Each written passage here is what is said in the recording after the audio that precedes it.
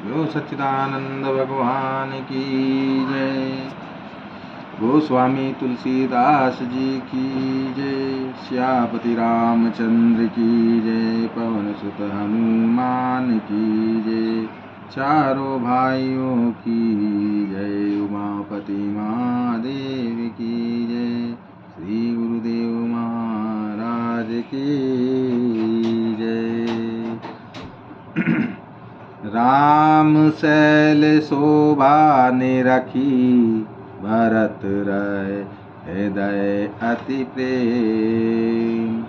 तापस तप फल पाई जिमी सुखी सिराने। तब केवट ऊचे चढ़ी धाई कहूँ भरत सन भुजा उठाई। नाथ देखी अहि बिटप विशाला पकर जम्बू रसाल तमाला। तब केवट दौड़कर ऊंचे चढ़ गया और भुजा उठाकर भरत जी से कहने लगा, हे नाथ, ये जो पाकर जामुन आम और तमाल के विशाल वृक्ष दिखाई देते हैं, जिन श्रेष्ठ वृक्षों के बीच में एक सुंदर विशाल बड़ा सा वृक्ष सुशोभित है, जिसको देखकर मन मोहित हो जाता है। उसके पत्ते नीले और सघन हैं और उसमें लाल फल लगे हैं। उसकी घनी छाया सब ऋतुओं में सुख देने वाली है। मानो ब्रह्मा जी ने परम शोभा को एकत्र करके अंधकार और लालिमामय राशि सी रच दी है। हे गोसाई, ये वृक्ष नदी के समीप है, जहाँ श्री राम की पर्णकुटी छाई है। वह तुलसी जी के बहुत से सुंदर वृक्ष सुशोभित हैं, जो कई सीता जी ने और कई लक्ष्मण जी ने लगाए हैं। इसी बड़ की छाया में सीता जी ने अपने कर कमलों से सुंदर वेदी बनाई है, जहाँ सुजान श्री सीताराम जी मुनियों के वृंद समेत बैठकर नित्य शास्त्र वेद और पुराणों के सब कथा इतिहास सुनते हैं। सखा के वचन सुनकर और वृक्षों को देखकर भरत जी के नेत्रों में जल उमड़ आया। दोनों भाई प्रणाम करते हुए चले।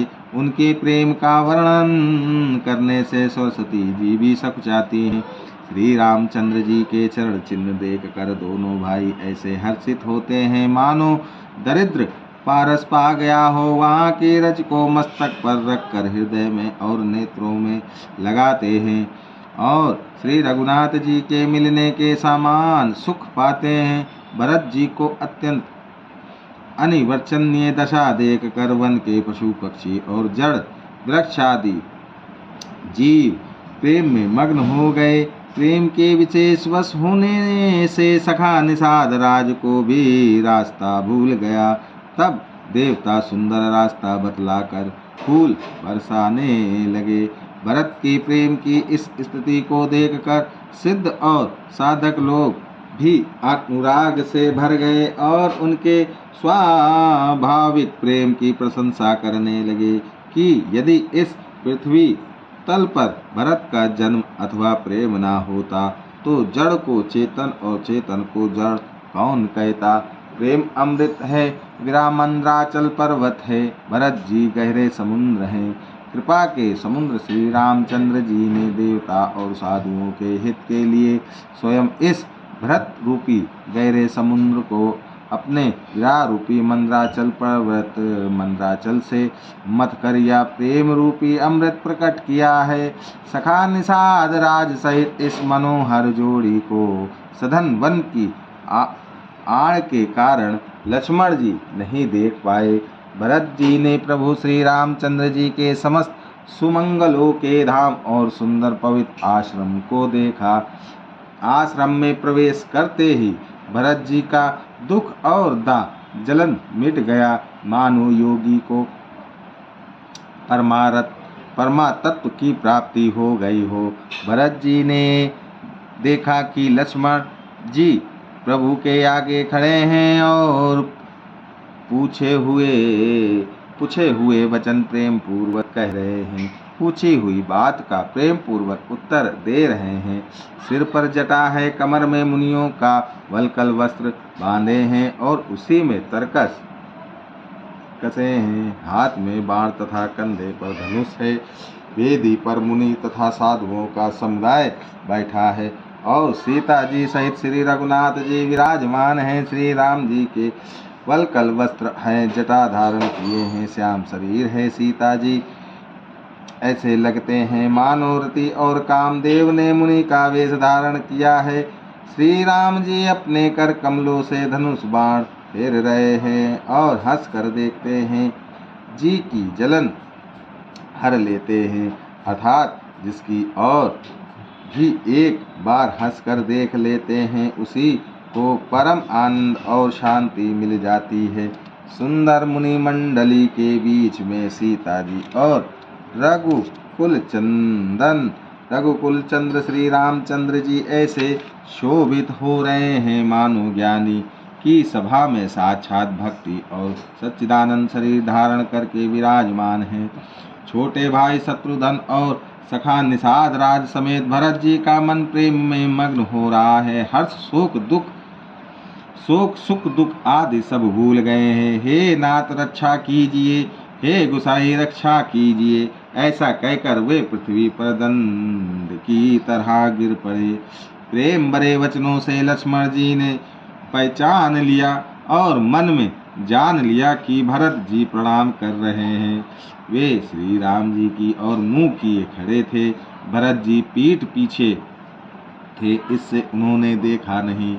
अब इस और तो भाई भरत जी का सरस प्रेम और उधर स्वामी श्री रामचंद्र जी की सेवा की प्रबल परवस्ता ना तो क्षण भर के लिए भी सेवा से पृथक होकर मिलते ही बनता है और ना प्रेम बस छोड़ते उपेक्षा करते ही कोई श्रेष्ठ कवि ही लक्ष्मण जी को चित्त की इस गति दुविधा का वर्णन कर सकता है।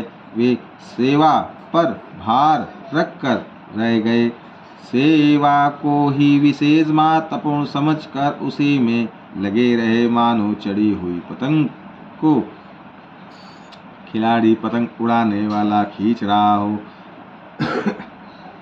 लक्ष्मण जी ने प्रेम सहित पृथ्वी पर मस्तक नवाकर कहा, हे रघुनाथ जी, भरत जी प्रणाम कर रहे हैं। यह सुनते ही श्री रघुनाथ जी प्रेम में अधीर होकर उठे। कहीं वस्त्र गिरा, कहीं तरकस, कहीं धनुष और कहीं बाण। कृपा निधान श्री रामचंद्र जी ने उनको जबरदस्ती उठाकर हृदय से लगा लिया। भरत जी और श्री राम जी के मिलने की रीति को देखकर सबको अपनी सुध भूल गई। मिलन की प्रीति कैसे बखानी जाए, वह तो कवि कुल के लिए कर्म मन वाणी तीनों से अगम है। दोनों भाई भरत जी और श्री राम जी मन बुद्धि चित्त और अहंकार को भुलाकर परम प्रेम से पूर्ण हो रहे हैं। कहिए उस श्रेष्ठ प्रेम को कौन प्रकट करे। कवि की बुद्धि किसी की छाया का अनुसरण करे। कवि को तो अक्षर और अर्थ का ही सच्चा बल है। नट ताल की गति के अनुसार ही नाचता है। भरत जी और श्री रघुनाथ जी का प्रेम आगम्य है, जहाँ ब्रह्मा विष्णु और महादेव का भी मन नहीं जा सकता। उस प्रेम को मैं बुद्धि किस प्रकार कहूँ भला। गाढ़ रग की तात से भी कहीं सुंदर राग बज सकता है। तालाबों और झीलों में एक तरह की घास होती है, उसे गाढ़ रग कहते हैं। भरत जी और श्री रामचंद्र जी के मिलने का ढंग देखकर देवता भयभीत हो गए। उनके दुख की धड़कने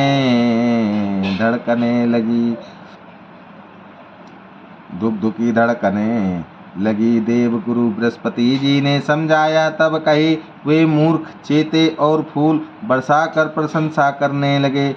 फिर श्री राम जी प्रेम के साथ शत्रुघ्न से मिलकर तब केवट निषाद राज से मिले। प्रणाम करते हुए लक्ष्मण जी से भरत जी बड़े ही प्रसन्न बड़े ही प्रेम से मिले।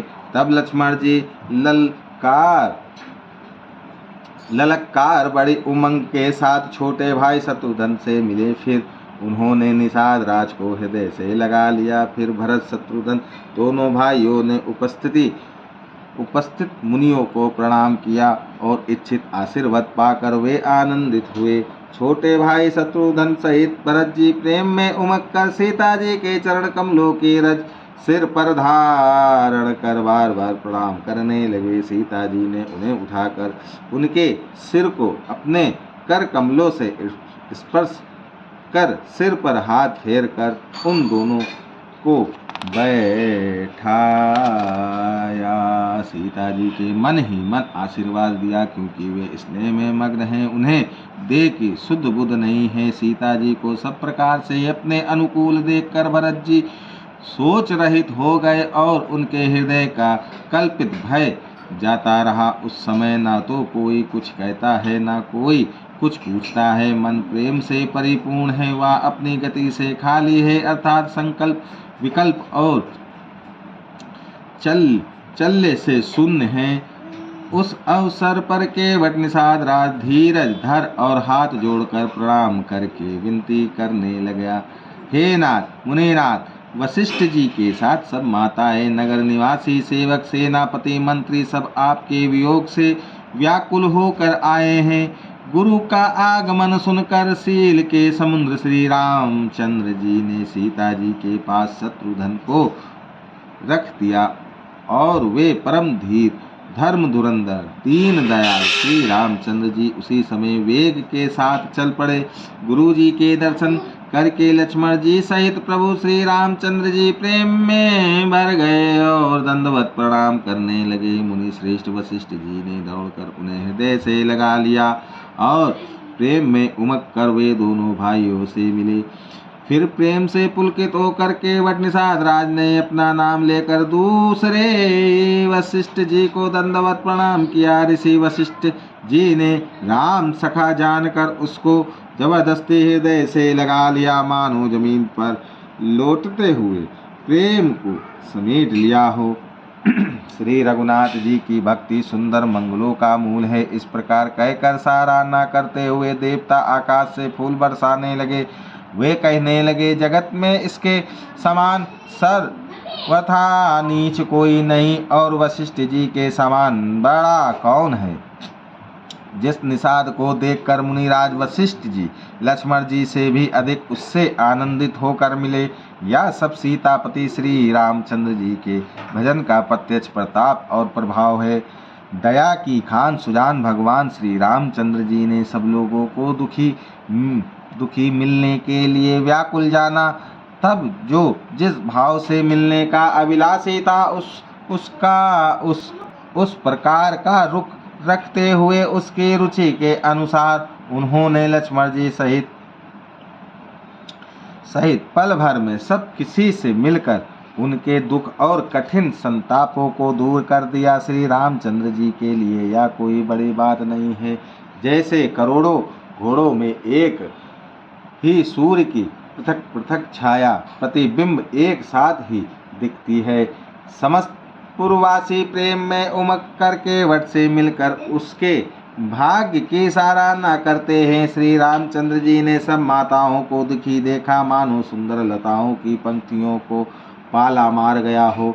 सबसे पहले राम जी के कई से मिले और अपने सरल स्वभाव तथा भक्ति से उसकी बुद्धि को तर कर दिया। फिर चरणों में गिरकर काल कर्म और विधाता के सिर दोष मढ़कर श्री राम जी ने उनको सांत्वना दी। फिर श्री रघुनाथ जी सब माताओं से मिले। उन्होंने सबको समझा बुझा कर संतोष कराया कि हे माता, जगत ईश्वर के अधीन है, किसी को भी दोष नहीं देना चाहिए। फिर दोनों भाइयों ने ब्राह्मणों की स्त्रियों सहित जो भरत जी के साथ आई थी, गुरु जी की पत्नी अरुंधति जी के चरणों की वंदना की और उन सबका गंगा जी तथा गौरी जी के समान सम्मान किया। वे सब आनंदित होकर कोमलवाणी से आशीर्वाद देने लगी।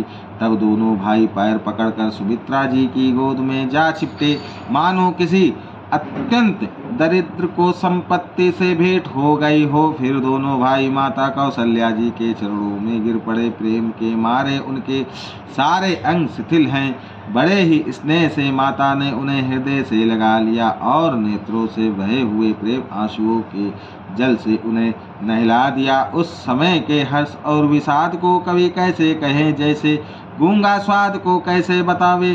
श्री रघुनाथ जी ने छोटे भाई लक्ष्मण जी सहित माता कौशल्या से मिलकर गुरु से कहा कि आश्रम पर पधारिए। तदनंतर मुनीश्वर वशिष्ठ जी की आज्ञा पाकर अयोध्यावासी सब लोग जल और थल का सुविधा देख कर उतर गए। ब्राह्मण, मंत्री, माताएं और गुरु आदि गिने चुने लोगों को साथ लिए हुए भरत जी, लक्ष्मण जी और शत्रु श्री रघुनाथ जी पवित्र आश्रम को चले।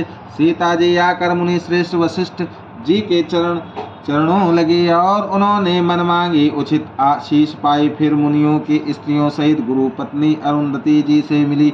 उनका जितना प्रेम था वह कहा नहीं जाता। सीता जी ने सभी के चरणों की अलग अलग वंदना करके अपने हृदय को प्रिय अनुकूल करने वाले आशीर्वाद पाए। जब सुकुमारी सीता जी ने सब सासुओं को देखा तब उन्होंने सहम कर अपनी आंखें बंद कर ली। सासुओं की बुरी दशा देखकर उन्हें ऐसा प्रतीत हुआ मानो राजहंसनिया बंधिक के वश में पड़ गई हूँ। मन में सोचने लगी कि कुचाली विधाता ने क्या कर डाला। उन्होंने भी सीता जी को देखकर बड़ा दुख पाया। सोचा जो कुछ देव सहावे वह सब सहना ही पड़ता है। तब जानकी जी हृदय में धीरज धर कर नील कमल के समान नेत्रों में जल भर कर सब सासुओं से जाकर मिली। उस समय पृथ्वी पर करुण रस छा गई। सीता जी सबके पैरों लग कर अत्यंत प्रेम से मिल रही हैं और सब सासुएं स्नेहवश हृदय से आशीर्वाद दे रही हैं कि तुम सुहाग से भरी रहो, अर्थात सदा सौभाग्यवती रहो। सीता जी और सब रानियां स्नेह के मारे व्याकुल हैं। तब ज्ञानी गुरु ने सबको बैठ जाने के लिए कहा। फिर मुनिनाथ वशिष्ठ जी ने जगत की गति को माइक कहकर अर्थात जगत माया का है, इसमें कुछ भी नित्य नहीं है, ऐसा कहकर कुछ परमार्थ की कथाएं बातें कही। तदनंतर वशिष्ठ जी ने राजा दशरथ के स्वर्ग गमन की बात सुनाई, जिसे सुनकर रघुनाथ जी के दुसाह दुख पाया और अपनी प्रति उनके स्नेह को उनके मरने का कारण विचार कर धीर धुरंधर श्री रामचंद्र जी अत्यंत व्याकुल हो गए। ब्रज के समान कठोर कड़वी वाणी सुनकर लक्ष्मण जी, सीता जी और सब रानियां विलाप करने लगी। सारा समाज शोक से अत्यंत व्याकुल हो गया, मानो राजा आज ही मरे हों। फिर मुनि श्रेष्ठ वशिष्ठ जी ने श्री राम जी को समझाया। तब उन्होंने समाज सहित श्रेष्ठ नदी मंदाकिनी जी में स्नान किया। उस दिन प्रभु श्री रामचंद्र जी ने निर्जल व्रत किया। मुनि वशिष्ठ जी के कहने पर भी किसी ने जल ग्रहण नहीं किया। दूसरे दिन सवेरा होने पर मुनि वशिष्ठ जी ने श्री रघुनाथ जी को जो आज्ञा दी वह सब कार्य प्रभु श्री रामचंद्र जी ने श्रद्धा भक्ति सहित आदर के साथ किया। वेदों में जैसा कहा गया है उसी के अनुसार पिता की क्रिया करके पाप रूपी अंधकार के नष्ट करने वाले सूर्य रूप श्री रामचंद्र जी शुद्ध हुए, जिनका नाम पाप रूपी रुई के तुरंत जला डालने के लिए अग्नि है और जिनका स्मरण मात्र समस्त शुभ मंगलों का मूल है। वे नित्य शुद्ध बुद्ध भगवान श्री राम जी शुद्ध हुए। साधुओं की ऐसी सम्मति है कि उनका शुद्ध होना वैसे ही है जैसा तीर्थों के आह्वान से गंगा जी शुद्ध होती हैं। गंगा जी तो स्वभाव से ही शुद्ध हैं, उनमें जिन तीर्थों का आह्वान किया जाता है उल्टे ही वे गंगा जी के संपर्क में आने से शुद्ध हो जाते हैं। इसी प्रकार सच्चिदानंद स्वरूप श्री राम तो नित्य शुद्ध हैं, उनके संसर्ग से कर्म ही शुद्ध हो गए। जब शुद्ध हुए 2 दिन बीत गए। तब श्री रामचंद्र जी के प्रीति के साथ गुरु जी से बोले, हे नाथ, सब लोग या अत्यंत दुखी हो रहे हैं, कंदमूल फल और जल का ही आहार करते हैं। भाई शत्रुघ्न सहित भरत को, मंत्रियों को और सब माताओं को देखकर मुझे एक एक पल युग के समान बीत रहा है। अतः सबके साथ आप अयोध्यापुरी को पधारिए, लौट जाइए। आप यहाँ हैं और राजा अमरावती स्वर्ग में है। अयोध्या सुनी है, मैंने बहुत कह डाला, यह सब बड़ी ठिठाई की है हे गोसाई, जैसा उचित हो वैसा ही कीजिए। वशिष्ठ जी ने कहा, हे राम, तुम धर्म के सेतु और दया के धाम हो, तुम भला ऐसा क्यों ना कहो। लोग दुखी हैं, 2 दिन तुम्हारा दर्शन कर शांति लाभ कर ले। श्री राम जी के वचन सुनकर सारा समाज भयभीत हो गया, मानो बीच समुद्र में जहाज डगमगा गया हो। परंतु जब उन्होंने गुरु वशिष्ठ जी की श्रेष्ठ कल्याण मूलक वाणी सुनी तो उस जहाज के लिए मानो हवा अनुकूल हो गए। सब लोग पवित्र पयावसनी नदी में अथवा पयावसनी नदी के पवित्र जल में तीनों समय सवेरे, दोपहर और सायंकाल स्नान करते हैं, जिसके दर्शन से ही पापों के समूह नष्ट हो जाते हैं। और मंगल मूर्ति श्री रामचंद्र जी को दंडवत प्रणाम कर करके उन्हें नेत्र भर भर कर देखते हैं। सब श्री रामचंद्र जी के पर्वत कामदगिरी और वन को देखने जाते हैं, जहाँ सभी सुख है और सभी दुखों का अभाव है। झरने अमृत के समान जल झरते हैं और 3 प्रकार की शीतल मंद सुगंध हवा तीनों प्रकार के आध्यात्मिक, आदि भौतिक, आदि दैविक तापों को हर लेती है। असंख्य जाति के वृक्ष, लताएं और तृण हैं तथा बहुत तरह के फल फूल और पत्ते हैं। सुंदर शिलाएं हैं, वृक्षों की छाया सुख देने वाली है। वन की शोभा किसी से वर्णन की जा सकती है। तालाबों में कमल खिल रहे हैं, जल के पक्षी कूज रहे हैं, भौरे गुंजार कर रहे हैं और बहुत रंगों के पक्षी और पशु वन में वैर रहित होकर विहार कर रहे हैं। कोल, किरात और भील आदि वन के रहने वाले लोग पवित्र, सुंदर एवं अमृत के समान स्वादिष्ट मधु शहद को सुंदर दोने बनाकर और उनमें भर भर कर तथा कंद मूल फल और अंकुर आदि की जूड़ियाँ अंटियों को सबको विनय और प्रणाम करके उन चीज़ों के अलग अलग स्वाद भेद प्रकार गुण और नाम बता कर देते हैं। लोग उनका बहुत दाम देते हैं, पर वे नहीं लेते और लौटा देने में श्री राम जी की दुहाई देते हैं। प्रेम में मग्न हुए वे कोमल वाणी से कहते हैं कि साधु लोग प्रेम को पहचान कर उसका सम्मान करते हैं, अर्थात आप साधु हैं, आप हमारे प्रेम को देखिए, दाम देकर या वस्तुएं लौटाकर हमारे प्रेम का तिरस्कार न कीजिए। आप तो पुण्य आत्मा हैं, हम नीच निषाद हैं। श्री राम जी की कृपा से ही हमने आप लोगों के दर्शन पाए हैं। हम लोगों को आपके दर्शन बड़े ही दुर्लभ हैं, जैसे मरुभूमि के लिए गंगा जी की धारा दुर्लभ है। देखिए कृपालु श्री रामचंद्र जी ने निषाद पर कैसी कृपा की है। जैसे राजा हैं वैसा ही उनके परिवार और प्रजा को भी होना चाहिए। हृदय में ऐसा जानकर संकोच छोड़कर और हमारा प्रेम देखकर कृपा कीजिए और हमको कृतार्थ करने के लिए ही फल तुड़ और अंकुर लीजिए। आप प्रिय पाहुने वन में पधारे, आपकी सेवा करने के योग्य हमारे भाग्य नहीं है। हे स्वामी, हम आपको क्या देंगे। बिल्लों की मित्रता तो बस ईंधन, लकड़ी और पत्तों ही तक है। हमारी तो यही बड़ी भारी सेवा है कि हम आपके कपड़े और बर्तन नहीं चुरा लेते। हम लोग जड़ जीव हैं, जीवों की हिंसा करने वाले हैं, कुटिल कुचाली को बुद्धि और कुजाती हैं। हमारे दिन रात पाप करते ही बीतते हैं, तो भी ना तो हमारी कमर में कपड़ा है और न पेट ही भरते हैं।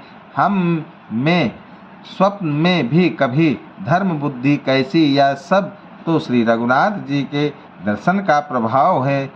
जब से प्रभु के चरण कमल देखे तब से हमारे दुसहा दुख और दोष मिट गए। वनवासियों के वचन सुनकर अयोध्या के लोग प्रेम में भर गए और उनके भाग्य की सराहना करने लगे।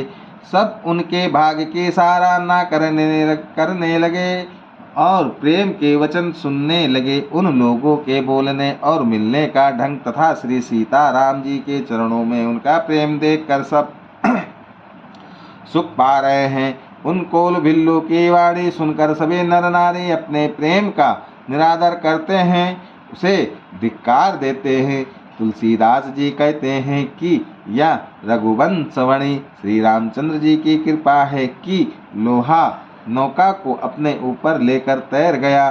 सब लोग दिनों दिन परम आनंदित होते हुए वन में चारों ओर विचरते हैं। जैसे पहली वर्षा के जल से मेढक और मोर मोटे हो जाते हैं, प्रसन्न होकर नाचते कूदते हैं। अयोध्यापुरी के पुरुष और स्त्री सभी प्रेम में अत्यंत मग्न हो रहे हैं। उनके दिन पल के समान बीत जाते हैं। जितनी सासुएं थी उतने ही वेश रूप बनाकर सीता जी सब सासुओं की आदर पूर्वक एक सी सेवा करती हैं। श्री रामचंद्र जी के सिवा इस भेद को और किसी ने नहीं जाना। सब माएँ पराशक्ति महामाया श्री सीता जी की माया में ही हैं। सीता जी ने सासुओं को सेवा से वश में कर लिया। उन्होंने सुख पाकर सीख और आशीर्वाद दिए। सीता जी समेत दोनों भाइयों श्री राम लक्ष्मण को सरल स्वभाव देखकर कुटिलानी के कई भर पेट पछताती वा पृथ्वी पर यमराज से याचना करती है, किंतु धरती बीच हट कर समा जाने के लिए रास्ता नहीं देती और विधाता मौत नहीं देता। लोक और वेद में प्रसिद्ध है और कवि ज्ञानी भी कहते हैं कि जो श्री राम जी से विमुख है उन्हें नरक में भी ठोर नहीं मिलती। सबके मन में यह संदेह हो रहा था कि हे विधाता, श्री रामचंद्र जी का अयोध्या जाना होगा या नहीं। भरत को ना तो रात को नींद आती है ना दिन में भूख ही लगती है। वे पवित्र सोच में ऐसे विकल हैं जैसे नीच तल के कीचड़ में डूबी हुई मछली को जल की कमी से व्याकुलता होती है। भरत जी सोचते हैं कि माता के मिस से काल ने कुचाल की है, जैसे धान के पकते समय इति का भय उपस्थित हो। अब श्री रामचंद्र जी का राज्याभिषेक किस प्रकार हो, मुझे तो एक भी उपाय नहीं सूझ पड़ता।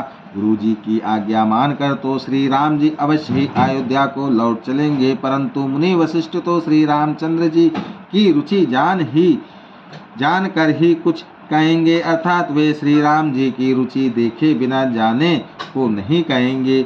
माता कौशल्या जी के कहने से भी श्री रघुनाथ जी लौट सकते हैं, पर भला श्री राम जी को जन्म देने वाली माता क्या कभी हट करेंगी। मुझ सेवक की तो बात ही कितनी है, उसमें भी समय खराब है, मेरे दिन अच्छे नहीं हैं और विधाता प्रतिकूल है। यदि हम हट करता हूँ तो यह घोर कुकर्म अधर्म होगा, क्योंकि सेवक का धर्म शिव जी के पर्वत कैलाश से भी भारी, निभाने में कठिन है। एक भी युक्ति भरत जी के मन में न ठहरी। सोचते ही सोचते रात बीत गई। भरत जी प्रातःकाल स्नान करके और प्रभु श्री रामचंद्र जी को सिर नवाकर बैठे ही थे कि ऋषि वशिष्ठ जी ने उनको बुलवा भेजा। भरत जी गुरु के चरण कमलों में प्रणाम करके आज्ञा पाकर बैठ गए। उसी समय ब्राह्मण, महाजन, मंत्री आदि सभी सभासद आकर जुट गए। श्रेष्ठ मुनि वशिष्ठ जी समयोचित वचन बोले, हे सभासदों, हे सुजान, भरत सुनो, सूर्य कुल के सूर्य महाराज श्री रामचंद्र धर्म धुरंधर और स्वतंत्र भगवान हैं। वे सत्य प्रतिज्ञ हैं और वेद की मर्यादा के रक्षक हैं। श्री राम जी का अवतार ही जगत के कल्याण के लिए हुआ है। वे गुरु पिता और माता के वचनों के अनुसार चलने वाले हैं, दुष्टों के दल का नाश करने वाले और देवताओं के हितकारी हैं। नीति, प्रेम, परमार्थ और स्वार्थ को श्री राम जी के समान यथार्थ तत्व से कोई नहीं जानता। ब्रह्मा विष्णु महादेव, चंद्र सूर्य दिक्पाल, माया जीव, सभी कर्म और काल, शेष जी और पृथ्वी एवं पाताल के अनन्य राजा आदि जहाँ तक प्रभुता है और योगी की सिद्धियाँ जो वेद और शास्त्रों में गाई गई हैं, हृदय में अच्छी तरह विचार कर देखो तो यह स्पष्ट दिखाई देगा कि श्री रामचंद्र जी की आज्ञा इन सभी के सिर पर है, अर्थात श्री राम जी ही सबके एकमात्र महान महेश्वर हैं। अतएव श्री राम जी की आज्ञा और रुख रखने में ही हम सबका हित होगा। इस तत्व और रहस्य को समझकर अब तुम सयाने लोग जो सबको सम्मत हो वही मिलकर करो। श्री राम जी का राज्याभिषेक सबके लिए सुखदायक है, मंगल और आनंद का मूल यही एक मार्ग है।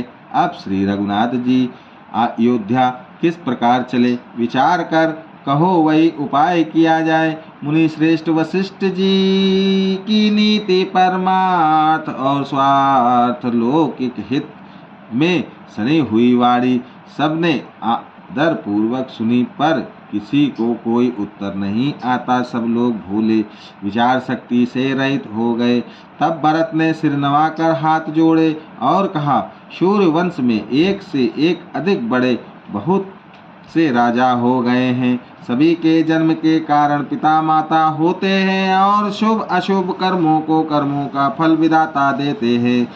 आपकी आशीष ही एक ऐसी है जो दुखों का दमन करके समस्त कल्याणों को सज देती है। यह जगत जानता है। हे स्वामी, आप वही हैं जिन्होंने विधाता की गति विधान को भी रोक दिया। आपने जो टेक दी, जो निश्चय कर दिया, उसे कौन टाल सकता है। अब आप मुझसे उपाय पूछते हैं। यह सब मेरा अभाग्य है। भरत जी के प्रेममय वचनों को सुनकर गुरु जी के हृदय में प्रेम उमड़ आया। वे बोले, हे तात, बात सत्य है, पर है राम जी की कृपा से ही राम विमुख को तो स्वप्न में भी सिद्धि नहीं मिलती। हे तात, मैं एक बात कहने में सकुचाता हूँ। बुद्धिमान लोग सर्वस्व जाता देखकर अंधे की रक्षा के लिए आधा छोड़ दिया करते हैं। अतः तुम दोनों भाई भरत शत्रुघ्न वन को जाओ और लक्ष्मण सीता और श्री रामचंद्र को लौटा दिया जाए। ये सुंदर वचन सुनकर दोनों भाई हर्षित हो गए। उनके सारे अंग परमानंद से परिपूर्ण हो गए। उनके मन प्रसन्न हो गए। शरीर में तेज सुशोभित हो गया, मानो राजा दशरथ जी उठे हों और श्री रामचंद्र जी राजा हो गए हों। अन्य लोगों को तो इसमें लाभ अधिक और हानि कम प्रतीत हुई, परंतु रानियों को दुख सुख समान ही थे। राम लक्ष्मण वन में रहे या भरत शत्रुघ्न, दो पुत्रों का वियोग तो रहेगा ही। यह समझकर वे सब रोने लगी। भरत जी कहने लगे, मुनि ने जो कहा वह करने से जगत भर के जीवों को उनकी इच्छित वस्तु देने का फल होगा। 14 वर्ष की कोई अवधि नहीं, मैं जन्म भर वन में वास करूंगा। मेरे लिए इससे बढ़कर और कोई सुख नहीं है। श्री रामचंद्र जी और सीता जी हृदय की जानने वाले हैं और आप सर्वज्ञ तथा सुजान हैं। यदि आप यह सत्य कह रहे हैं तो हे नाथ, अपने वचनों को प्रणाम कीजिए, उनके अनुसार व्यवस्था कीजिए। भरत जी के वचन सुनकर और उनका प्रेम देखकर सारी सभा सहित मुनि वशिष्ठ जी विधेय हो गए। किसी को अपने देह की सुध ना रही। भरत जी की महान महिमा समुद्र है। मुनि की बुद्धि उसके तट पर अबला स्त्री के समान खड़ी है। वह उस समुद्र के पार जाना चाहती है। इसके लिए उसने हृदय में उपाय भी ढूंढे, पर उसे पार करने का साधन ना हो। जहाज या बेड़ा कुछ भी नहीं पाती भरत जी की बड़ाई और कौन करेगा। तलैया की सीपी में भी कहीं समुद्र समा सकता है। मुनि वशिष्ठ जी के अंतरात्मा को भरत जी बहुत अच्छे लगे और वे समाज सहित श्री राम जी के पास आए। प्रभु श्री रामचंद्र जी ने प्रणाम कर उत्तम आसन दिया। सब लोग मुनि की आज्ञा सुनकर बैठ गए। श्रेष्ठ मुनि देश काल और अवसर के अनुसार विचार करके वचन बोले। हे सर्वज्ञ, हे सुजान, हे धर्म नीति गुण और ज्ञान के भंडार राम, सुनिए। आप सबके हृदय के भीतर बसते हैं और सबके भले बुरे भाव को जानते हैं। जिससे पूर्ववासियों का, माताओं का और भरत का हित हो वही उपाय बतलाइए। अतः दुखी लोग कभी विचार कर नहीं कहते, जुआरी को अपना ही दांव सूझता है। मुनि के वचन सुनकर श्री रघुनाथ जी कहने लगे, हे नाथ, उपाय तो आप ही के हाथ है। आपका रुख रखने में और आपकी आज्ञा को सत्य कहकर प्रसन्नता पूर्वक पालन करने में ही सबका हित है। पहले तो मुझे जो आज्ञा हो मैं उसी शिक्षा को माथे पर चढ़ा कर करूं।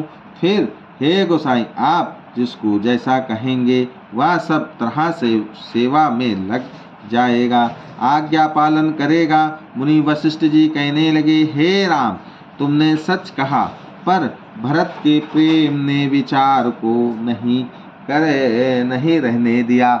इसलिए मैं बार बार कहता हूँ, मेरी बुद्धि भरत की भक्ति के वश हो गई है।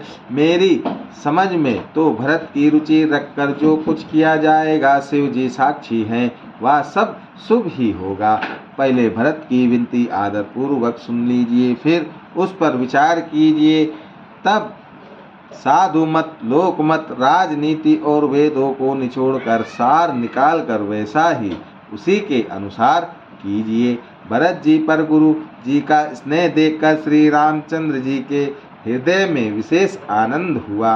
भरत जी को धर्म धुरंधर और तन मन वचन से अपना सेवक जानकर श्री रामचंद्र जी गुरु की आज्ञा के अनुकूल मनोहर, कोमल और कल्याण के मूल वचन बोले। हे नाथ, आपको सौगंध और पिताजी के चरणों की दुहाई है। मैं सत्य कहता हूँ कि विश्व भर में भरत के समान भाई कोई हुआ ही नहीं।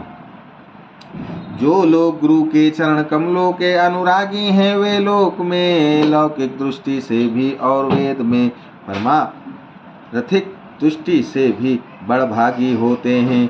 फिर जिस पर आप गुरु का ऐसा स्नेह है, उस भरत के भाग्य को कौन कह सकता है। छोटा भाई जानकर भरत के मुंह पर उसकी बड़ाई करने में मेरी बुद्धि सकुचाती है। फिर भी मैं तो यही कहूँगा कि भरत जो कुछ कहे वही करने में भलाई है। ऐसा कहकर श्री रामचंद्र जी चुप हो रहे। तब मुनि भरत जी से बोले, हे तात, सब संकोच त्याग कर कृपा करके समुद्र अपने प्यारे भाई से अपने हृदय की बात कहो। मुनि के वचन सुनकर और श्री रामचंद्र जी का रुख पाकर गुरु तथा स्वामी को भरपेट अपने अनुकूल जानकर सारा बोझ अपने ही ऊपर समझ कर भरत जी कुछ कह नहीं सकते। वे विचार करने लगे। शरीर से पुलकित होकर वे सभा में खड़े हो गए। कमल के समान नेत्र में प्रेम आंसू की बाढ़ आ गई। वे बोले, मेरा कहना तो मुनिनाथ ने ही निभा दिया। जो कुछ मैं कह सकता था वह उन्होंने ही कह दिया। इससे अधिक मैं क्या कहूँ। अपने स्वामी का स्वभाव मैं जानता हूँ। वे अपराधी पर भी कभी क्रोध नहीं करते। मुझ पर तो उनकी विशेष कृपा है, स्नेह है। मैंने खेल में भी कभी उसकी रिस अप्रसन्नता नहीं देखी। बचपन से ही मैंने उनका साथ नहीं छोड़ा और उन्होंने भी मेरे मन को कभी नहीं तोड़ा। मेरे मन में प्रतिकूल कोई काम नहीं किया। मैंने प्रभु की कृपा की रीति को हृदय में भली भांति देखा, अनुभव किया है। मेरे हारने पर भी खेल में प्रभु मुझे जिता देते रहे हैं। मैंने भी प्रेम और संकोचवश कभी सामने मुंह नहीं खोला।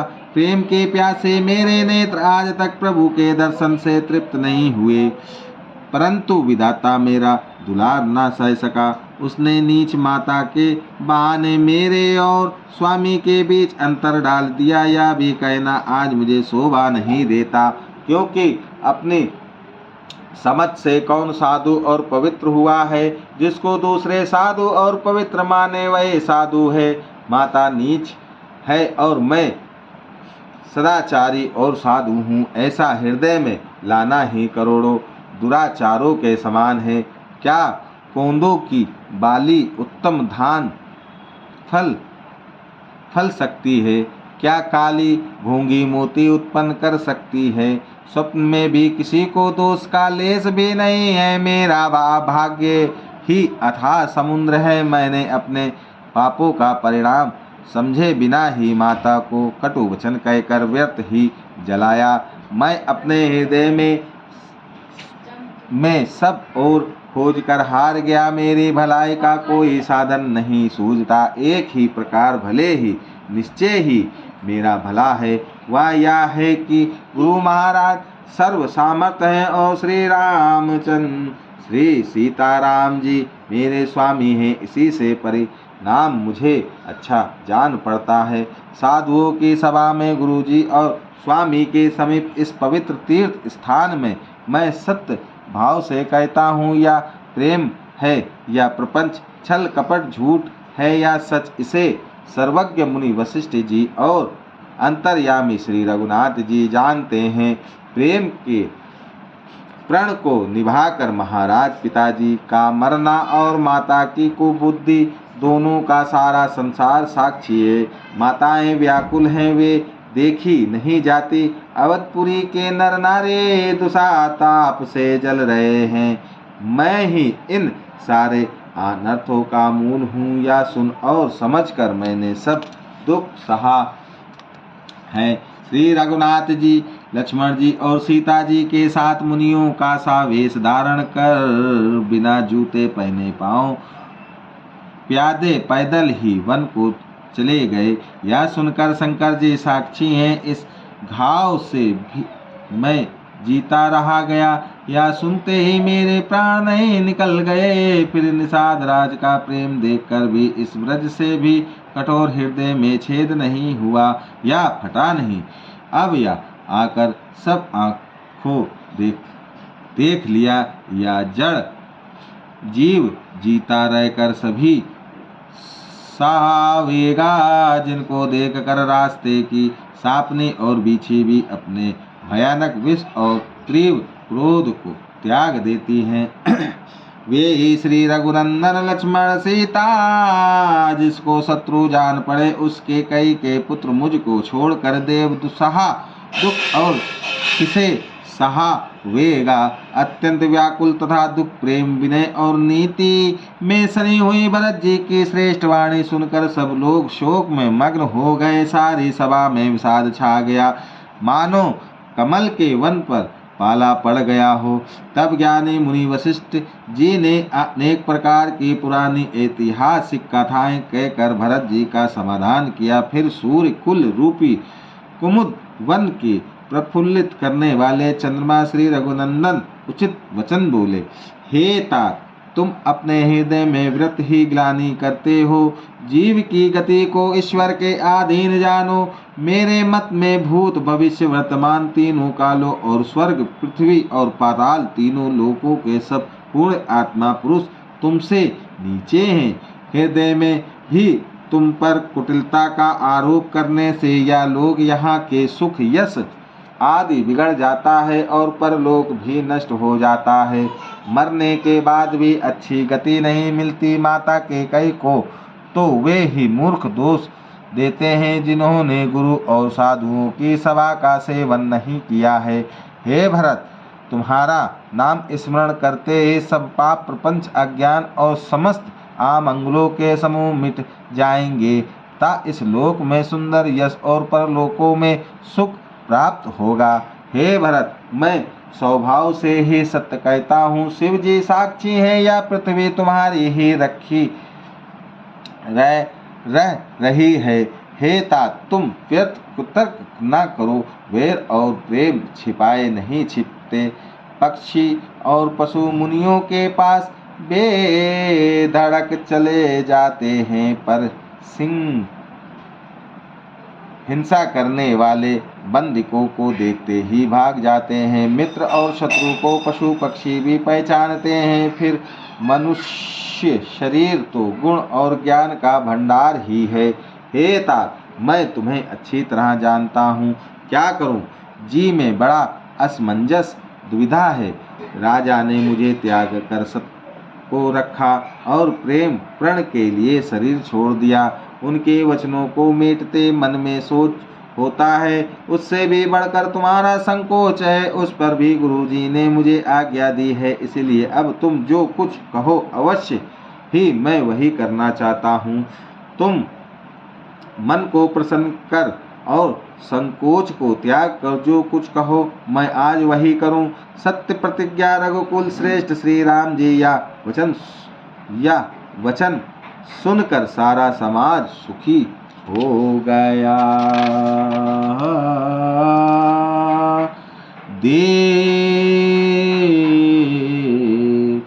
देव गणों सहित देवराज इंद्र भयभीत होकर सोचने लगे कि अब बना बनाया काम बिगड़ना ही चाहता है, कुछ उपाय करते नहीं बनता। तब वे सब मन ही मन श्री राम जी की शरण गए। फिर वे विचार करके आपस में कहने लगे कि श्री रघुनाथ जी तो भक्त की भक्ति के वश हैं। अम्बरीश और दुर्वासा की घटना याद करके तो देवता और इंद्र बिल्कुल ही निराश हो गए। पहले देवताओं ने बहुत समय तक दुख सहे, तब भक्त प्रहलाद ने ही नरसिंह भगवान को प्रकट किया था। सब देवता परस्पर कानों से लगा कर और सिर धुन कर कहते हैं कि अब इस बार देवताओं का काम भरत जी के हाथ है। हे देवताओं, और कोई उपाय नहीं दिखाई देता। श्री राम जी अपने श्रेष्ठ सेवक को मानते हैं, अर्थात उनके भक्त की कोई सेवा करता है तो उस पर बहुत प्रसन्न होते हैं। अतएव अपने गुण और शील से श्री राम जी को वश में करने वाले भरत जी का ही सब लोग अपने अपने हृदय में प्रेम सहित स्मरण करो। देवताओं का मत सुनकर देव गुरु बृहस्पति जी ने कहा, अच्छा विचार किया, तुम्हारे बड़े भाग्य हैं। भरत जी के चरणों का प्रेम जगत में समस्त शुभ मंगलों का मूल है। सीतानाथ श्री राम जी के सेवक की सेवा सैकड़ों कामधेनुओं के समान सुंदर है। तुम्हारे मन में भरत जी की भक्ति आई है तो अब सोच छोड़ दो, विधाता ने बात बना दी। हे देवराज, भरत जी का प्रभाव तो देखो। श्री रघुनाथ जी सहज स्वभाव से ही उनके प्रेम रूप से वश में हैं। हे देवताओं, भरत जी को श्री रामचंद्र जी की परछाई की भांति उनका अनुसरण करने वाला जानकर मन स्थिर करो। डर की बात नहीं है। देवगुरु बृहस्पति जी और देवताओं की सम्मति, आपस का विचार और उनका सोच सुनकर अंतर्यामी प्रभु श्री राम जी को संकोच हुआ। भरत जी ने अपने मन में सब बोझा अपने ही सिर जाना और वे हृदय में करोड़ों अनेकों प्रकार के अनुमान विचार करने लगे। सब तरह से विचार करके अंत में उन्होंने मन में यही निश्चय किया कि श्री राम जी की आज्ञा में ही अपना कल्याण है। उन्होंने अपना प्रण छोड़कर मेरा प्रण रखा या कुछ कम कृपा और स्नेह नहीं किया, अर्थात अत्यंत ही अनुग्रह और स्नेह किया। श्री जानकी नाथ जी ने सब प्रकार से मुझ पर अत्यंत अपार अनुग्रह किया था। दांतर भरत जी दोनों कर कमलों को जोड़कर प्रणाम करके बोले, हे स्वामी, हे कृपा के समुद्र, हे अंतर्यामी, अब मैं अधिक क्या कहूँ और क्या कहाऊँ। गुरु महाराज को प्रसन्न और स्वामी को अनुकूल जानकर मेरे मलिन मन की कल्पित पीड़ा मिट गई। मैं मिथ्या डर से ही डर गया था। मेरे सोच की जड़ ही न थी। दिशा भूल जाने पर हे देव सूर्य का दोष नहीं है मेरा दुर्भाग्य, माता की कुटिलता, विधाता की टेढ़ी चाल और काल की कठिनता, इन सब ने मिलकर पैर रोक कर प्रण करके मुझे नष्ट कर दिया था। परंतु शरणागत के रक्षक आपने अपना शरणागत की रक्षा का प्रण निभा मुझे बचा लिया। या आपकी कोई नई रीति नहीं है, या लोक और वेदों में प्रकट छिपी नहीं है। सारा जगत बुरा करने वाला हो, किंतु हे स्वामी केवल एक आप ही भले अनुकूल हो, तो फिर कहिए किसकी भलाई से भला हो सकता है। हे देव, आपका स्वभाव कल्प वृक्ष के समान है। वह न कभी किसी के सम्मुख अनुकूल है, न विमुख प्रतिकूल। उस वृक्ष कल्प वृक्ष को पहचान कर जो उसके पास जाया, तो उसकी छाया ही सारी चिंताओं का नाश करने वाली है। राजा रंक भले बुरे जगत में सभी उससे मांगते ही मन चाहिए वस्तु पाते हैं। गुरु और स्वामी का सब प्रकार से स्नेह देखकर मेरा क्षोभ मिट गया। मन में कुछ भी संदेह नहीं रहा। ये दया की खान अब वही कीजिए जिससे दास के लिए प्रभु के चित्त में मोक्ष किसी प्रकार का विचार ना हो। जो सेवक स्वामी को संकोच में डालकर अपना भला चाहता है, उसकी बुद्धि नीच है। सेवक का हित तो इसी में है कि वह समस्त सुखों और लोभों को छोड़कर स्वामी की सेवा ही करे।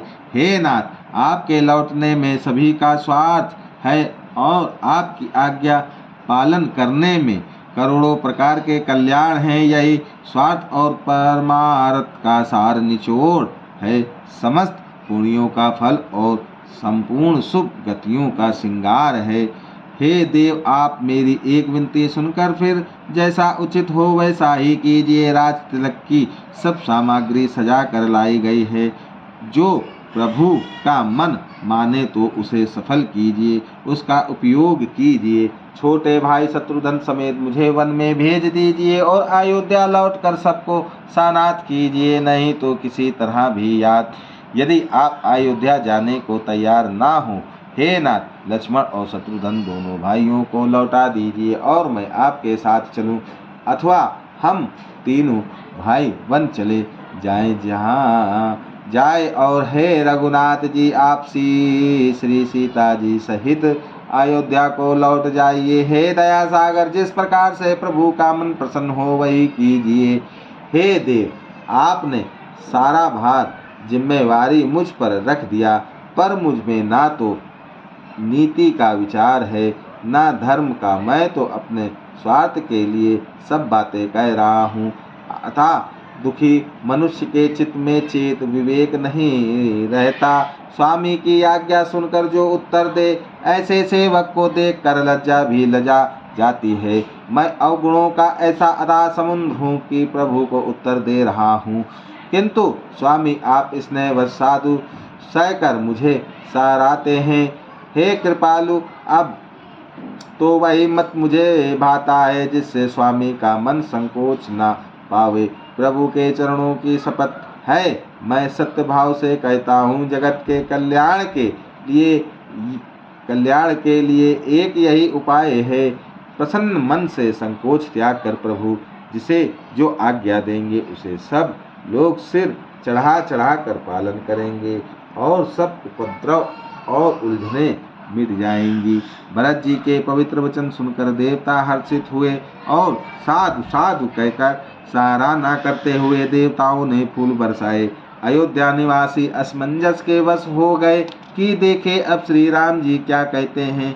तपस्वी तथा वनवासी लोग श्री राम जी के वन में बने रहने की आशा में वन में परम आनंदित हुए, किंतु संकोची श्री रघुनाथ जी चुप ही रह गए।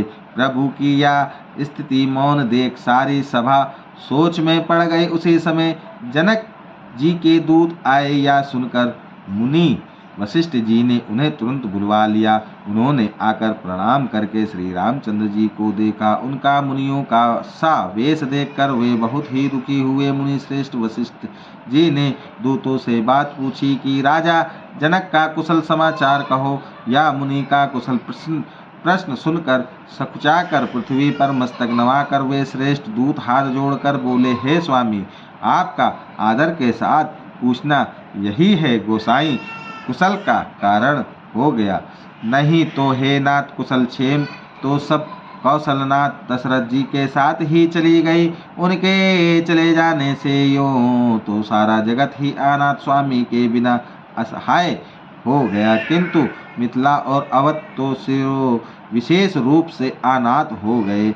अयोध्या नाथ की गति दशरथ जी का मरण सुनकर जनकपुर वासी सभी लोग शोकवश बावले हो गए, शुद्ध बुद्ध भूल गए। उस समय जिन्होंने विदेह को शोकामग्न देखा उनमें से किसी को ऐसा न लगा कि उनका विदेह देह भी मान रहित नाम सत्य है, क्योंकि देह भी मान से शून्य पुरुषों को शोक कैसा। रानी की कुचाल सुनकर राजा जनक को कुछ सूझना पड़ा, जैसे मणि के बिना सांप को नहीं सूझता। फिर भरत जी को राज और श्री रामचंद्र जी को वनवास सुनकर मिथिलेश्वर जनक जी के हृदय में बड़ा दुख हुआ। राजा ने विद्वानों और मंत्रियों के समाज से पूछा कि विचार करके ये आज इस समय क्या करना उचित है। अयोध्या की दशा समझकर और दोनों प्रकार से असमंजस जानकर चलिए या रहिए। किसी ने कुछ नहीं कहा। जब किसी ने कोई सम्मति नहीं दी तब राजा ने धीरज धर हृदय में विचार कर 4 चतुर गुप्तचर जासूस अयोध्या को भेजे और उनसे कह दिया कि तुम लोग श्री राम जी के प्रति भरत जी के सद्भाव, अच्छे भाव, प्रेम या दुर्भाव, बुरा भाव, विरोध या यथार्थ पता लगा कर जल्दी लौट आना, किसी को तुम्हारा पता ना लगने पावे। गुप्तचर अवध को गए और भरत जी का ढंग जानकर और उनकी करनी देखकर, जैसा ही भरत जी चित्रकूट को चले हुए तिरहुत मिथिला को चल दिए। गुप्त दूतों को आकर राजा जनक जी की सभा में भरत जी की करनी की अपनी बुद्धि के अनुसार वर्णन किया। उसे सुनकर गुरु, कुटुंबी, मंत्री और राजा सभी सोच और स्नेह से अत्यंत व्याकुल हो गए। फिर जनक जी ने धीरज धरकर और भरत जी की बड़ाई करके अच्छे योद्धाओं और सहानियों को बुलाया। घर नगर और देश में रक्षकों को रखकर घोड़े, हाथी, रथ आदि बहुत सी सवारियां सजवाई।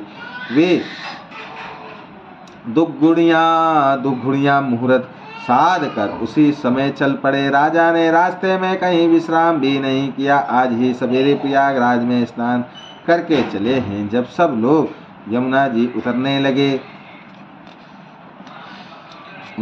लगे तब हे नाथ हमें खबर लेने को भेजा। उन्होंने दूतों ने ऐसा कहकर पृथ्वी पर सिर नवाया। मुनि श्रेष्ठ वशिष्ठ जी ने कोई 6-7 भीलों को साथ देकर दूतों को तुरंत विदा कर दिया। जानकी जनक जी का आगमन सुनकर अयोध्या का सारा समाज हर्षित हो गया। श्री राम जी को बड़ा संकोच हुआ और देवराज इंद्र तो विशेष रूप से सोच के वश में हो गए। कुटिल के कई मन ही मन ग्लानि पश्चाताप से गली जाती है। किसी से कहे और किसी को दोष दे और सब नर नारी मन में ऐसा विचार कर प्रसन्न हो रहे हैं कि अच्छा हुआ जनक जी के आने से चार कुछ दिन और रहना हो गया। इस तरह वह दिन भी बीत गया। दूसरे दिन प्रातःकाल सब कोई स्नान करके सब नर नारी गणेश जी, गौरी जी, महादेव जी और सूर्य भगवान की पूजा करते हैं। फिर लक्ष्मीपति भगवान विष्णु के चरणों की वंदना करके दोनों हाथ जोड़कर आंचल पसार कर विनती करते हैं कि श्री राम जी राजा हो, जानकी जी रानी हो तथा राजधानी अयोध्या आनंद की सीमा होकर फिर समाज सहित सुखपूर्वक बसे और श्री राम जी भरत जी को युवराज बनावे। हे देव, इस सुख रूपी अमृत से सींच कर सब किसी को जगत में जीने का लाभ दीजिए। गुरु समाज और भाइयों समेत श्री राम जी की अवधपुरी में हो और श्री राम जी के राजा रहते ही हम लोग अयोध्या में मरे, सब कोई यही मांगते हैं। अयोध्या वासियों की प्रेममयी वाणी सुनकर ज्ञानी मुनि भी अपने योग और वैराग्य की निंदा करते हैं। अवध की वासी इस प्रकार नित्य कर्म करके श्री राम जी को पुलकित शरीर हो प्रणाम करते हैं। ऊंच नीच और मध्यम सभी श्रेणियों के स्त्री पुरुष अपने अपने भाव के अनुसार श्री राम जी का दर्शन प्राप्त करते हैं। श्री राम जी सावधानी के साथ सबका सम्मान करते हैं और सभी कृपा निधान श्री रामचंद्र जी की सराहना करते हैं।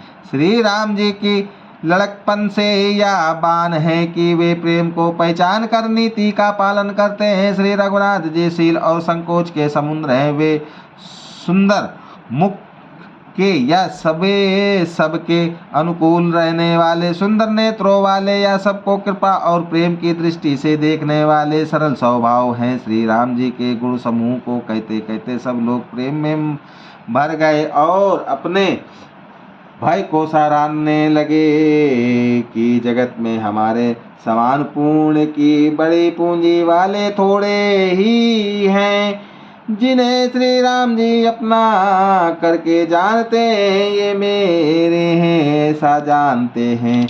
उस समय सब लोग प्रेम में मग्न हैं। इतने में ही मिथिलापति जनक जी को आते हुए सुनकर सूर्य कुल रूपी कमल के सूर्य श्री रामचंद्र जी सभा सहित आदर पूर्वक जल्दी से उठ खड़े हुए।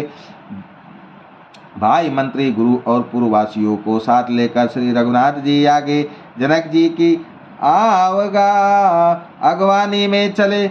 जनक जी ने ज्यों पर्वत श्रेष्ठ कामत नाथ को देखा त्यों प्रणाम करके उन्होंने रथ छोड़ दिया, पैदल चलना शुरू कर दिया। श्री राम जी के दर्शन की लालसा और उत्साह के कारण किसी को रास्ते की थकावट और कलेश जरा भी नहीं है। मन तो वहाँ है जहाँ श्री राम और जानकी जी हैं। बिना मन के शरीर सुख दुख की सुध किसको हो। जहाँ जनक जी इस प्रकार चले आ रहे हैं, समाज सहित उनकी बुद्धि प्रेम में मतवाली हो रही है। निकट आए देखकर सब प्रेम में भर गए और आदर पूर्वक आपस में मिलने लगे। जनक जी वशिष्ठ जी आदि अयोध्यावासी मुनियों के चरणों की वंदना करने लगे और श्री रामचंद्र जी ने सदानंद आदि जनकपुरवासी ऋषियों को प्रणाम किया। फिर भाइयों समेत श्री राम जी राजा जनक जी से मिलकर उन्हें समाज सहित अपने आश्रम को लिवा चले। श्री राम जी का आश्रम शांत रस रूपी पवित्र जल से परिपूर्ण समुद्र है।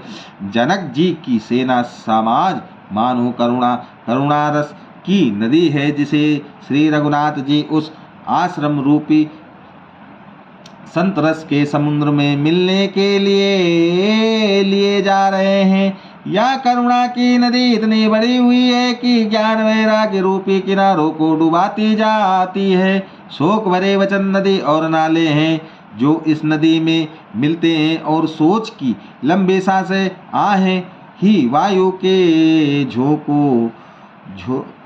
झरोखों से उठाने वाली तरंगे हैं जो धैर्य रूपी की नारे के उत्तम वृक्षों को तोड़ रही है। भयानक विषाद शोक ही उन नदी की तेज धारा है। भय और भ्रम मोह ही उसके असंख्य भंवर और चक्र हैं। विद्वान मल्लाह है, विद्या ही बड़ी नाव है, परंतु वे उसे खे नहीं सकते हैं, उस विद्या का उपयोग नहीं कर सकते हैं। किसी को उसकी अक्ल ही नहीं आती है। वन में विचरने वाले बेचारे कोल किरात ही यात्री हैं जो उस नदी को देख कर हृदय में हार कर थक गए हैं। या करुणा नदी जब आश्रम समुद्र में जाकर मिली तो मानो वह समुद्र खौल उठा।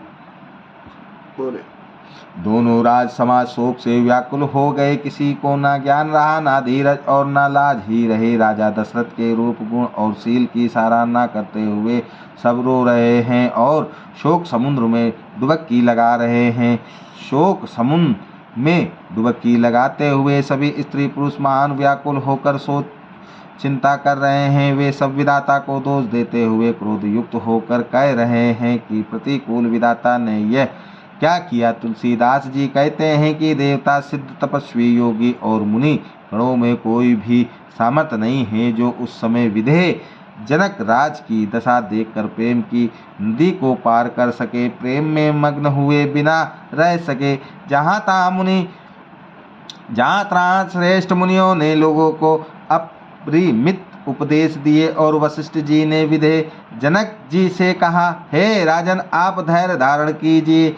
जिन राजा जनक का ज्ञान रूपी सूर्य भाव आगमन रूपी रात्रि का नाश कर देता है और जिनकी वचन रूपी किरणें मुनि रूपी कमलों को खिला देता है, आनंदित करते हैं, क्या मोह और ममता उनके निकट भी आ सकती हैं। या तो श्री सीताराम जी के प्रेम की महिमा है, अर्थात राजा जनक की यह दशा श्री सीताराम जी के अलौकिक प्रेम के कारण हुई, लौकिक मोह ममता के कारण नहीं। जो लौकिक मोह ममता को पार कर चुके हैं उन पर भी श्री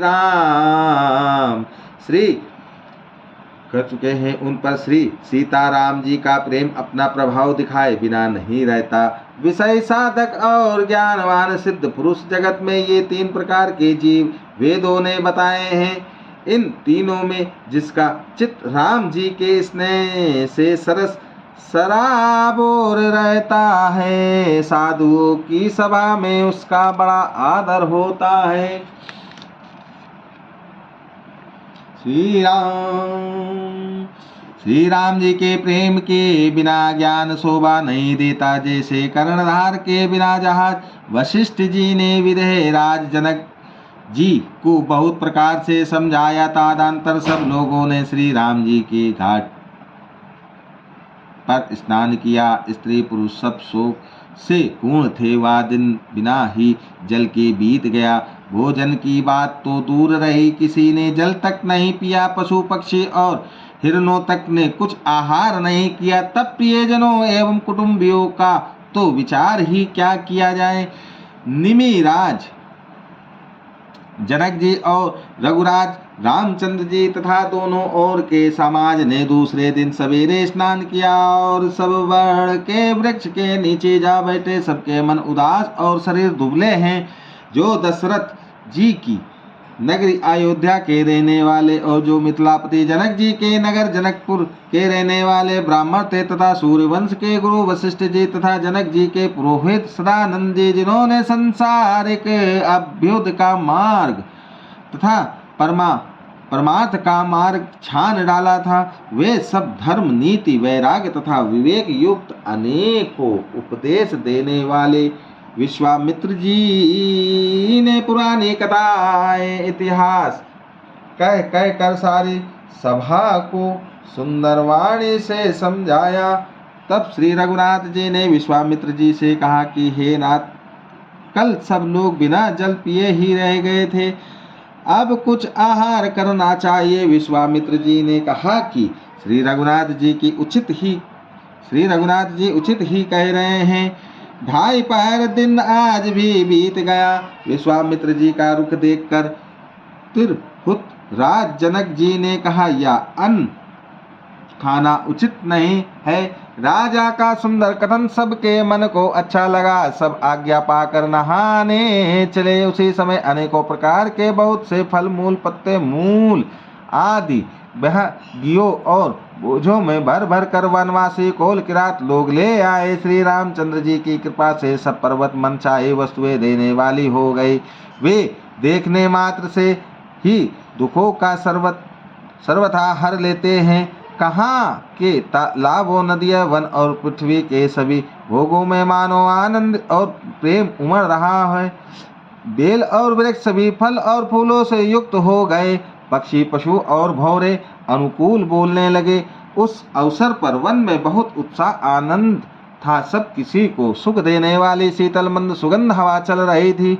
वन की मनोरता वर्णन नहीं की जा सकती, मानो पृथ्वी जनक जी की पहुनाई कर रही है। तब जनकपुरवासी सब लोग नहा कर श्री रामचंद्र जी, जनक जी और मुनि की आज्ञा पाकर सुंदर सुंदर वृक्षों को देख कर प्रेम में भर कर जहाँ तहाँ उतरने लगे। पवित्र, सुंदर और अमृत के समान स्वादिष्ट अनेकों प्रकार के पत्ते, फल, फूल और कंद श्री राम जी के गुरु वशिष्ठ जी ने सबके पास बोझे भर भर कर आदर पूर्वक भेजे। तब वे पितर, देवता, अतिथि और गुरु की पूजा करके फलहार करने लगे। इस प्रकार 4 दिन बीत गए। श्री रामचंद्र जी को देखकर सभी नर नारी सुखी हैं। दोनों समाजों के मन में ऐसी इच्छा है कि श्री सीताराम जी के बिना लौटना अच्छा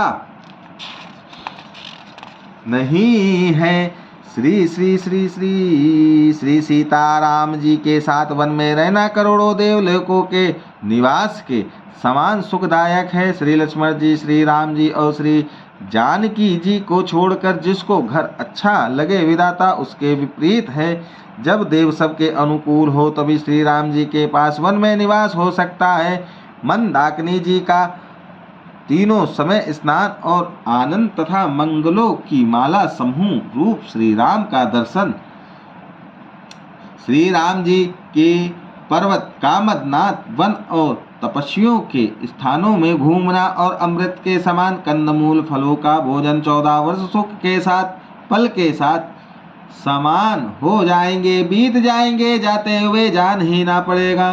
सब लोग कह रहे हैं कि हम इस सुख के योग नहीं है, हमारे ऐसा भाग्य कहाँ। दोनों समाजों का श्री रामचंद्र जी के चरणों में सहज स्वभाव से ही प्रेम इस प्रकार सब मनोरथ कर रहे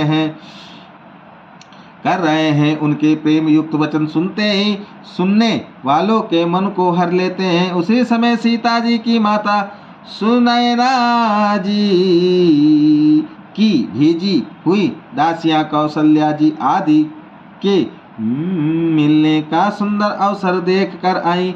उसने उनसे यह सुनकर कि सीता जी की सब सासुएं इस समय फुर्सत में है, जनक राज का निवास उनसे मिलने आया। कौशल्या जी ने आदर पूर्वक उनका सम्मान किया और समयोचित आसन ला कर दिया।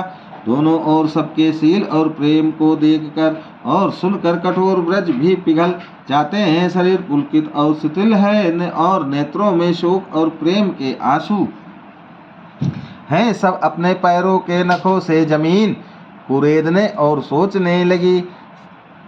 सभी श्री सीताराम जी के प्रेम की मूर्ति सी है, मानो स्वयं करुणा ही बहुत से वेश रूप धारण करके विसुर रही हो, दुख कर रही हो। सीता जी की माता सुनैना जी ने कहा, विधाता की बुद्धि बड़ी टेढ़ी है, जो दूध के फेन जैसी कोमल वस्तु को वृक्ष की कांटी से फोड़ रहा है, अर्थात जो अत्यंत कोमल और निर्दोष है, उन पर विपत्ति ढा रहा है। अमृत केवल सुनने में आता है और विष जहाँ तहाँ प्रत्यक्ष देखे जाते हैं। विधाता की सभी करतूतें भयंकर हैं, जहाँ तहाँ कौवे, उल्लू और बगुले ही दिखाई देते हैं। हंस तो एक मानसरोवर में ही है। यह सुनकर देवी सुमित्रा जी शोक के साथ कहने लगी, विधाता को चाल बड़ी ही विपरीत और विचित्र है, जो सृष्टि को उत्पन्न करके पालता है और फिर नष्ट कर डालता है। विधाता की बुद्धि बालकों के खेल के समान भोली विवेक शून्य है। कौशल्या जी ने कहा, किसी का दोष नहीं है, दुख सुख हानि लाभ सब कर्म के अधीन है। कर्म की गति कठिन दुर्वेग्य है, उसे विधाता ही जानता है, जो शुभ और अशुभ सभी फलों का देने वाला है। ईश्वर की आज्ञा सभी के सिर पर है। उत्पत्ति, स्थिति, पालन और लय, संहार तथा अमृत और विष के भी सिर पर है। ये सब भी उसी के अधीन है। हे देवी, मोह व सोच करना व्यर्थ है। विधाता का प्रपंच ऐसा ही अचल और अनादि है। महाराज के मरने और जीने की बात को हृदय में याद करके जो चिंता करती हैं, वह तो हे सखी हम अपने ही हित की हानि देखकर स्वार्थवश करती हैं। सीता जी की माता ने कहा, आपका कथन उत्तम और सत्य है। आप पूर्ण आत्माओं के सीमा रूप अवधपति महाराज दशरथ जी की ही तो रानी है, फिर भला ऐसी क्यों न कहेंगी। श्री राम जय राम जय जय राम, श्री राम जय राम जय जय राम।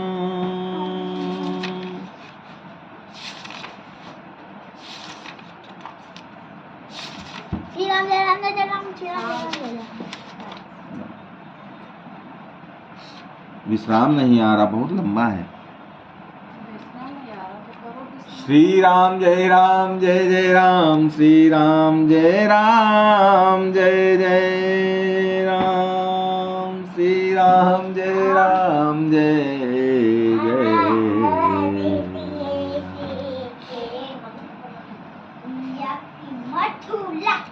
लो सियापति रामचंद्र की जय, उमापति महादेव की जय, वृंदावन कृष्ण चंद्र की जय, पवन सुत हनुमान की जय, श्री गुरुदेव महाराज की जय।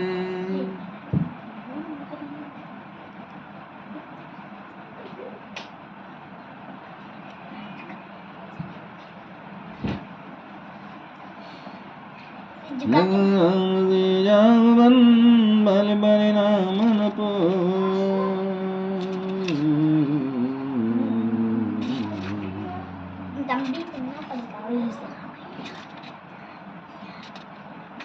चलनाटी मोड़ी हल्दी ने बाणन अनुग्रह तोड़ी, सीताराम अनुग्रह। जय जय राम जय सीताराम।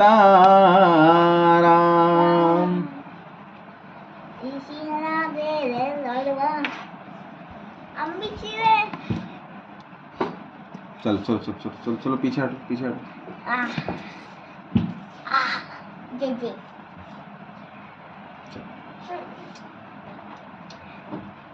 श्री राम जय हनुमान दला की जय हो जय हो जय हो। नाटक की जय हो।